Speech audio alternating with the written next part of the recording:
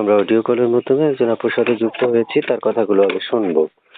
আসলে কি বলতে চাই, জানতে চাই। আসসালামু আলাইকুম। ওয়ালাইকুম আসসালাম। কি নাম আপু? আমার নাম নন্দিনী। আবার বলেন একটু। নন্দিনী নাম। নন্দিনী আপুর বয়স কত? 18। কেন আসছেন এই ভিডিওর সামনে? আইসি একটা মনের মানুষ পাওয়ার জন্য। মনের মানুষটা কেমন বয়সী যাচ্ছে? সে যেমন বয়সী হোক, সে যদি আমার পাশে থাকে, আমার দায় দায়িত্ব তোলে। আমার বুড়ো একজন দাদি আছে। আচ্ছা, দেশের বাড়ি কোথায়? দেশের বাড়ি জি। কুমিল্লা।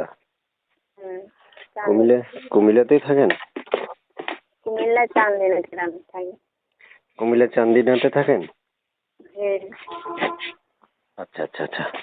তারপর শুনতে চাচ্ছি যে আপনি যে আমার সাথে কথা বলতেছেন, এই নাম্বারটা কার? এই নাম্বারটা আমার। এই নাম্বারে ফোন দিলে আপনাকে পাওয়া যাবে? আমার তো মোবাইল নাম্বারে ফোন দিলে পাওয়া যাবে, আমার টাচ ফোন নেই, বুঝছেন?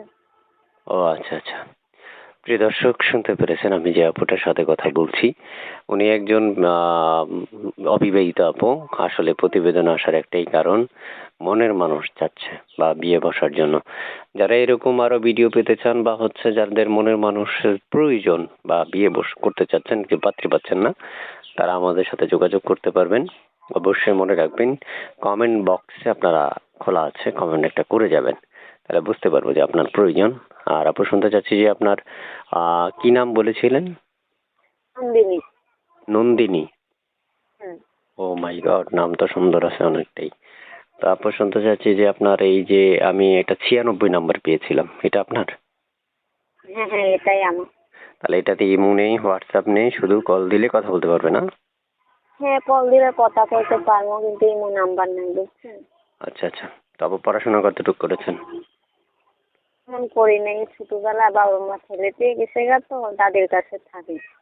আচ্ছা এই জন্য করতে পারছি না, একটা সেলাই মেশিনের কাজ করি। আচ্ছা, বুঝতে পারছি।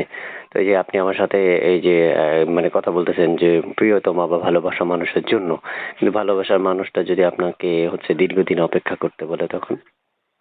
অবশ্যই অপেক্ষা করবো, সে যদি আমার দায় দায়িত্ব নেয়, আমার পাশে থাকে, আমায় দেখে, তো অবশ্যই তার জন্য অপেক্ষা করবো আমি। আচ্ছা, আসলে এগুলো তো মনে করেন অনেকেই বলে। এরপরে একটা সময় আমি আমার প্রিয় দর্শক যারা, তারা কমেন্ট বক্সে কমেন্ট করে যে আসলে ওনারা তো কথা বলতে চায় না, ওনারা কল রিসিভও করে না।